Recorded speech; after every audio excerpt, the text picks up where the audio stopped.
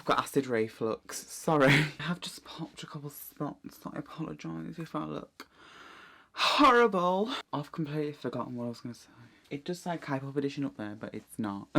Welcome to my 2020 end of year review video. Sorry. So 2020 was fun, wasn't it? No, it absolutely wasn't. In fact, 2020 was quite possibly the worst year of everyone's life. For my end of year review video, I've decided to look back on all the good things that come out of this year. I mean, it's going to be a bit short because bad things and heavily outweighed the good things. I'd like categorise things almost, I suppose, because just, you know, organising. The first category that I have chosen to talk about is food, which is going to be a short category because, I mean, food is food and it hasn't really, like, changed. Food, yeah, it didn't really change. It never changes because it's food. But I mean, the main thing that people have done this year is just order more takeaways because they couldn't go out, which is fine by me. First thing I want to talk about is Turkey Twizzlers. 2020 saw the return of Turkey Twizzlers. If you know what Turkey Twizzlers are, you uneducated buffoon, for starters, get a life. Sorry. I know I'm like completely different setup here. Just thought I'd change it up. Turkey Twizzlers were like little spirals of turkey. It wasn't turkey, was it? God knows what it was. In like a tomatoey sauce. And people was obsessed with them, especially me and my sister, for school dinners. But they were cruelly taken away from us in 2005 by Jamie Oliver. Go away, Jamie Oliver. I do not like you for being too unhealthy. I was only 7 years old at the time, and this man just completely ruined my childhood. You absolute monster. Who does that? How dare you? I mean, one thing that he was completely right about is that we're so disgustingly unhealthy. So, loads of things are. But, you know, they were delicious and a staple for primary school dinners. So, but this year, Bernard Matthews decided to bring them back. They also released a new actually, is it a new flavour? Because I don't remember because it was so long ago. But they released a cheese and jalapeno flavour, which I didn't care for. So I've gone for the classic, just spicy tomato flavour. The company have also said that they are significantly healthier. Whatever that means. Just a big up yours to Jamie Oliver there. We won. 2020. I'd say 2020 saw a bit of a rise, as with earlier years, in plant-based food. And I tried some this year. I tried, when I was eating Mexican food, I was trying some plant-based mincemeat. It's a transition period, isn't it? You're not going to get to grips with it straight away. The taste was more or less the same, purely based on the fact that it was like, it had loads of other spices and stuff in there. The texture was a bit sloppy. I mean, it was like I was eating mud, really. It was mushy, that's how I'd describe it. So I delved into the world of cannabis. No, I wasn't blazing up doobies. If you watch Friends, you'll get that reference. However, I accidentally tried a cannabis oil drink this year. And basically the gist was, we saw this really nice looking, me and my sister, looking drink in a shop when we went somewhere once. Can't remember when it was. And it looked really nice, looked like a fruity, funky, like energy drink or something. And the green leaves and monkey on the packaging just completely slipped. Didn't even register that it could have cannabis in it. And come to think of it, it was next to the cannabis oil stuff. So once again, we just didn't even realise that it was cannabis. Well, we went to go and try it and we read the ingredients and we were like, do you know, the leaves on the front of this kind of look like cannabis. Has it got cannabis in it? Oh, it has. And we thought, well, it's obviously not real cannabis. So we just tried some and it was vile. It was disgusting. How do people, like, people enjoy that? Why? It tasted like someone had, like, mixed some leaves and grass, like freshly cut grass, in a blender and then made me drink it. The word I would use to describe that would be tree-y. like a tree. So like you ground up a tree, like put a bit of bubbles into it. Next thing I'd like to talk about is movies. Movies. Once again, a lot of movies got cancelled this year, so there's probably be a short category. That didn't stop people.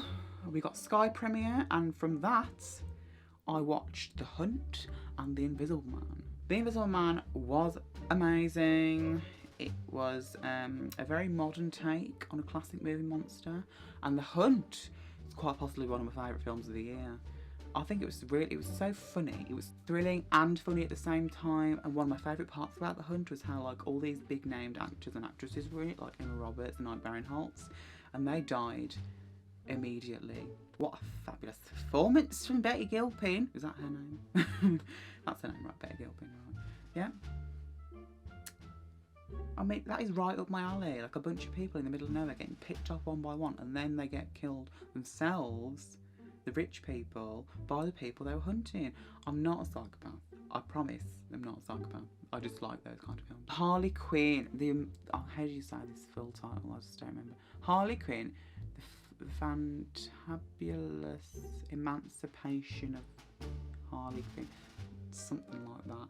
But that was released in February, and that was amazing. Harley Quinn is Margot Robbie. Margot Robbie is Harley Quinn. There's no other actress who could play Harley Quinn because she is Margot Robbie. And Bruce, not Bratman, Bruce, her pet hyena, is like my favourite thing in the world now. Who doesn't love a bit of Bruce? Again, not Batman. I mean, I like Batman, but like, would you want a pet hyena? Yeah, you would. I mean, provided it didn't maul and eat you, but you would. And that film was just, like, DC have struggled with their films in the past. I liked Suicide Squad, but I know loads of people didn't.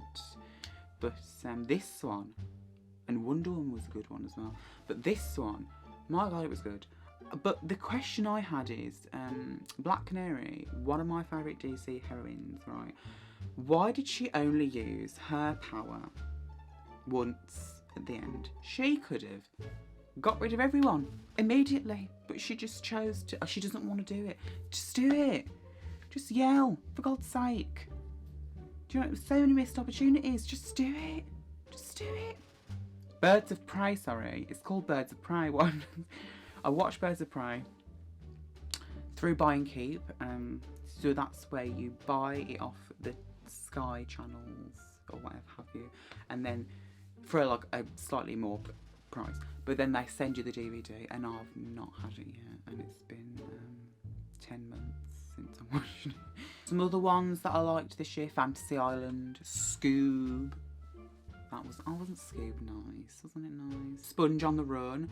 Do you know, I watched that a few weeks ago and I completely forgotten what it's all about. But Sponge on the Run was good, I remember that. The Witches, that was a good one. I know people got offended by it, right? But like, I don't personally see what's offensive about it, because that's how the witches looked in the book. But I can't comment on that. You don't often see Anne Hathaway in like movie, like villain roles, do you? But she was good in that. And then she gets eaten by her own cat. Oh, and the Eurovision movie. Like, everyone was upset when Eurovision got cancelled this year, because I love Eurovision, my family loves it. We have a massive like Eurovision thing every year. I went into it thinking I'm gonna hate this because it's cringy, and I don't really like Will Ferrell. Not nothing against Will Ferrell, but I'm just not a big fan. But then they went and blew up Demi Lovato on a boat, and then had her show up as a scorched ghost. I mean, nothing against Demi Lovato, but that was hella funny. I want to mention a couple films from 2019, because even though they were from 2019, I only watched them this year. Ready or Not, that's a horror one. And the gist of Ready or Not is a woman marries into a family, a rich family, and the custom on their wedding night is to play a game, and if they pick hide and seek, they have to kill the bride or like the significant other. Before the sun comes up, otherwise they all die. Spoiler alert, they do all die. But it's really funny, so I highly recommend that. I've watched it like 4 times, and I'd happily watch it like 20 more times. And Parasite, my God, Parasite was good. It's the South Koreans again. They just do everything perfectly. I just don't know how they do it. The concept, the writing, the acting. I was on edge. TV shows. Let's do TV shows. Right. I can't not mention The Tiger King because that was arguably the biggest thing on TV this year. It wasn't even on TV, it was on Netflix. Netflix, let's be honest, crushed this year. I think Netflix is becoming a lot more popular than regular TV, and rightly so, because they did Tiger King, fully went into that thinking I wasn't going to like it because I'm not like one of these people that if a lot of people are talking about it, I'll watch it as well. I'm not like that. Like a lot of people were talking about Game of Thrones since it started and how amazing that was, and look what happened. Season 8, was it season 8 that was the last one? Was trash. And everyone hated it. And I didn't watch it. Because I knew that was going to happen. I'm psychic. I keep telling people I'm psychic, but they don't listen to me. Tiger King was surprisingly gripping. Like, I think it hooked a lot of people. Doctor Who. I'm a massive Whovian. We all know this. I don't know whether you do or not, but I'm a massive Whovian. Season 12, what an amazing season. But Doctor Who writers, Chris Chibnall, no one's watching this, but you know, if you want some advice, put the Weeping Angels in the next season, otherwise I'm going to riot. Haunting of Bly Manor was... I loved Hill House. I was interested to see whether they were going to take it with Bly Manor. The kids, I didn't enjoy the kids. I think it's no secret that I'm not a fan of kids. And quite frankly, if I hear the word splendid anymore, I'm gonna... could not stand it when she kept saying perfectly splendid. Ugh. But also, who's a ghost and who wasn't? It took me until the last second to realise who's a ghost and who wasn't. Trippy. What else? Ratched. Obviously there was no American Horror Story this year because that's one of my favourite shows. So I had to settle for Ratched. And I'm glad I did because it was amazing. Sarah Paulson is quite possibly the best actress in the world. I mean, she could literally, like, star in a film or a TV show about poo and I'd watch it. I think loads of people would watch it. She'd get the Oscar for it because she's Sarah Paulson. Don't question Sarah Paulson. Big Mouth season 4. Biggest prude right here. I'm a massive prude. Will not discuss anything with anyone about genitalia. But I can overlook all the horny teenagers in that show because it's so freaking funny. There's literally a horny teenager in every scene. I watched 2 documentaries this year that were my favourites. Unsolved Mysteries. Oh my god.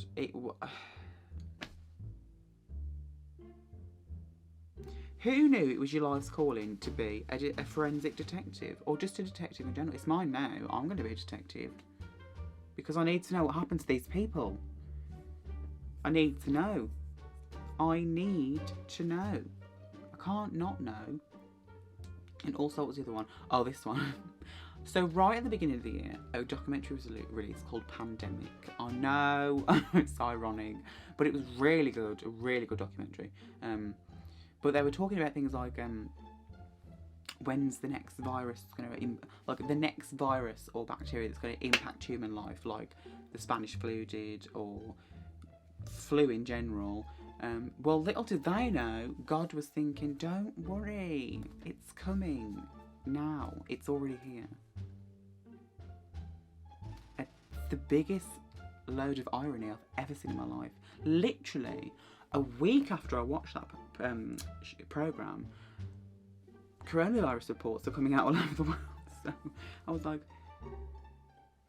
crap, they were right. Exciting from the movies, I want to mention one from 2019, Hotel de Luna. It's a South Korean drama. It was so well written.